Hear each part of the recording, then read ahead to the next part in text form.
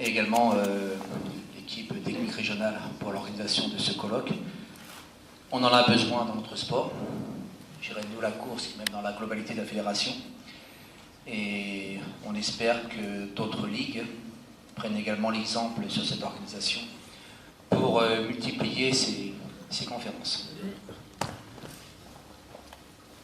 Donc, juste avant de commencer, je voudrais souhaiter aux sportifs, aux athlètes qui vont courir demain, bonne chance, bon courage pour ce championnat. Toi aussi, j'avais oublié que tu courais. Donc, on va parler de la préparation physique continuée, et après Hugo, surtout, de voir la différence entre un sport collectif, une préparation physique très ciblée, très courte, et notre discipline, et comment va-t-on définir la préparation physique. Tout d'abord, il ne faut pas oublier que la course est un sport précoce. Précoce, pourquoi? Parce que si on n'a pas commencé petit, il est très difficile d'être champion. Je ne dis pas qu'il est impossible, mais bon nombre de champions ont commencé le roller, la course, avant 10 ans. Je ne sais pas, Alexis, à quel âge tu as commencé? Bonsoir, je ne vais pas présenter. Donc, Alexis, et merci également au comité et à la Ligue, à la ville, de m'avoir invité et de pouvoir parler de la préparation physique ce soir. Donc, personnellement, j'ai commencé le roller très très jeune, à l'âge de 5 ans, en école de patinage. Et j'ai suivi le cursus classique, donc championnat de France, poussin, etc. Et avant de rentrer en pôle. Et c'est vrai qu'on se rend compte au fur et à mesure de la carrière que les étrangers très forts qu'on rencontre maintenant en élite, on a couru avec eux étant petits, et c'est vrai que c'est un sport où tellement technique, si on commence pas de bonne heure, c'est plus dur, c'est pas impossible, mais c'est plus dur. Donc sport précoce, sport technique. Pourquoi technique? Parce qu'on sait très bien que la technicité, je dirais le patinage, notre poussée est primordiale.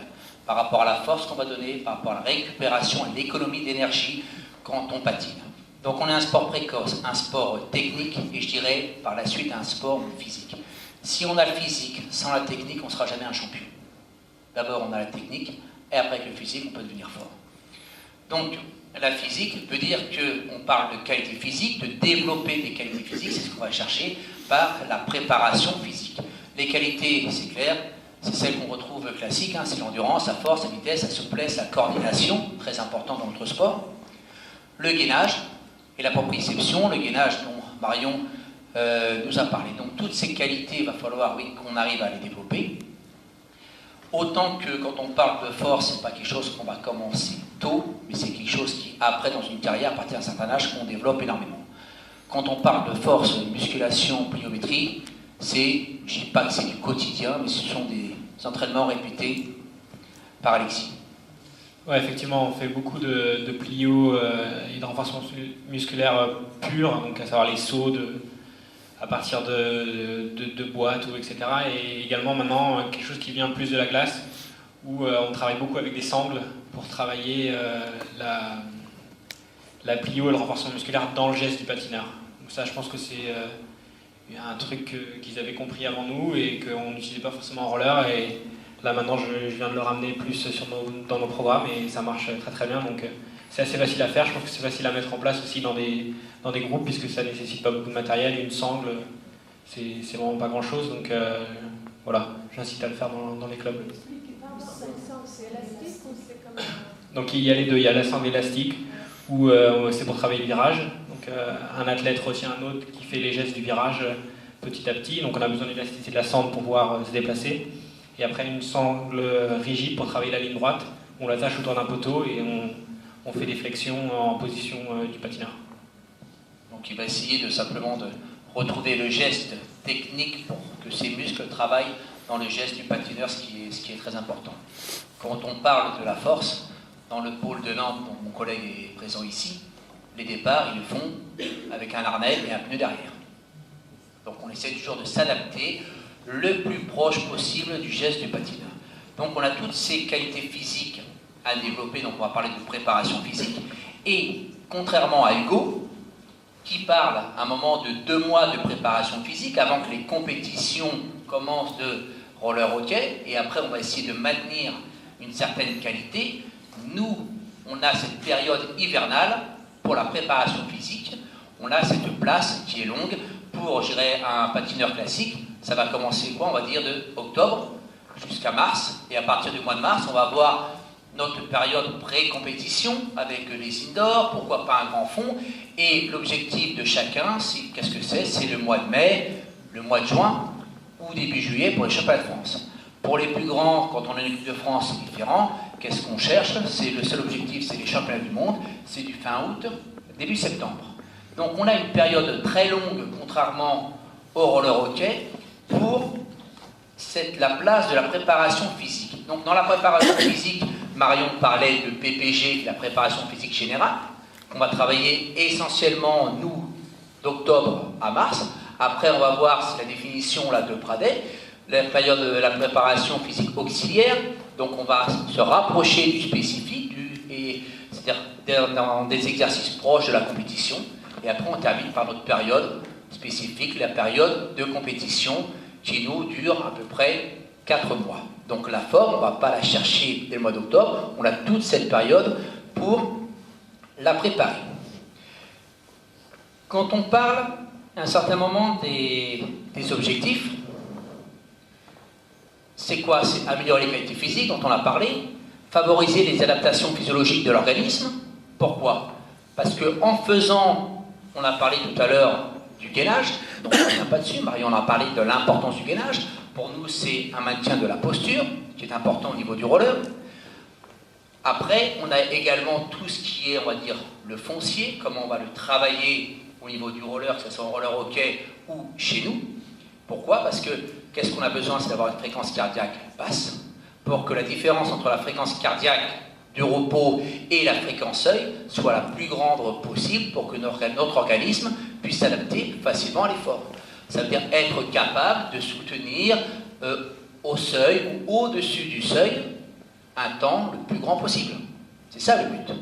Et après, également, la préparation physique, par rapport à une technique, c'est de repousser, je dirais, la dégradation de la technique. Quand on est fatigué, la technique devient mauvaise. Mais en course, c'est très difficile de voir ça. On peut le voir une fois qu'on est décroché du peloton, qu'on a une mauvaise technique de patinage. Mais quand on est dans le peloton, on est toujours protégé, on n'a pas l'œil à ça.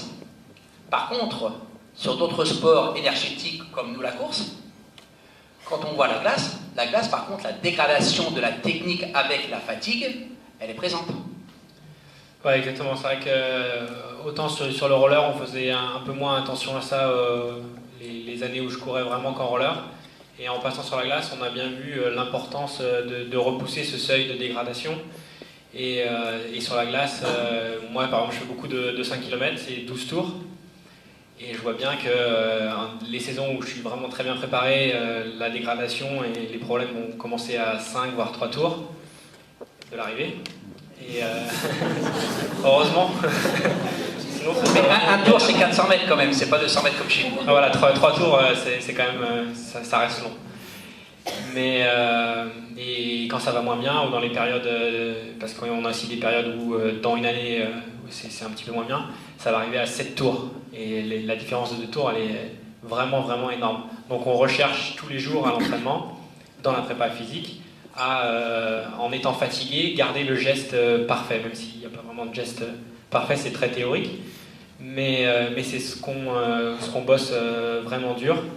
Donc ça passe bien évidemment par les entraînements de glace, mais aussi quand je m'entraîne en roller, où à la fin d'une heure et demie de roller, les 5 dernières minutes, je vais faire attention à ce que ma technique soit parfaite, essayer de lancer un sprint ou quelque chose comme ça, pour être sûr que mon corps enregistre vraiment ce mouvement et cette poussée que je juge optimale. Donc à l'entraînement, dans la fatigue, arriver encore à penser comment je patine, comment je me positionne. Et une dégradation, Alexis, sur la glace, Qu'est-ce que c'est? C'est une poussée qui est plus courte. Pourquoi? Parce que, en fin de compte, son bassin monte avec la fatigue. Il a du mal à rester bas. Et cette dégradation qu'on voit sur place, elle existe également en roller. Donc, au niveau des entraîneurs, c'est toujours rappeler de faire attention à la technique, même quand votre athlète est fatigué. On parle également de prévention, je dirais, des blessures par rapport aux qualités physiques. Et aussi pour nous, ce qui est important, quand on va parler de musculation, gainage, je dirais quand on parle de force, un départ de 300 mètres ou un départ de 200 mètres, on n'est plus dans le geste du roller classique, on n'est pas dans de la glisse, on part d'un état arrêté pour aller sur un appui fuyant. Donc tout ce geste de zéro pour aller le plus vite possible à une vitesse max, sur un 300 mètres, qu'est-ce que c'est? C'est 3 à 4 foulées droits. Après, qu'est-ce que c'est? C'est 8 ou 9 foulées en croisée. Donc avec 12 foulées, on doit être à vitesse max. Donc la puissance, oui, c'est du renforcement musculaire, c'est de la pliométrie, c'est de la musculation. Quand on parle de pliométrie, parce qu'on en parle, Marion en a parlé aussi, des études ont été faites sur le triathlon. C'est un sport un petit peu, je dirais, c'est quand même une composante de 3 sports. Ils ont vu qu'avec un travail de pliométrie, le temps de réaction au sol quand les athlètes couraient était plus court. Donc ils arrivaient à avoir plus de vitesse sans avoir un coût énergétique plus élevé. Donc nous, la pliométrie, c'est très difficile de voir le temps au sol, parce qu'on a essayé de calculer le temps au sol, sachant qu'on est sur des appuis fuyants, c'est très complexe. Enfin voilà les études qui ont été faites au niveau d'un autre sport.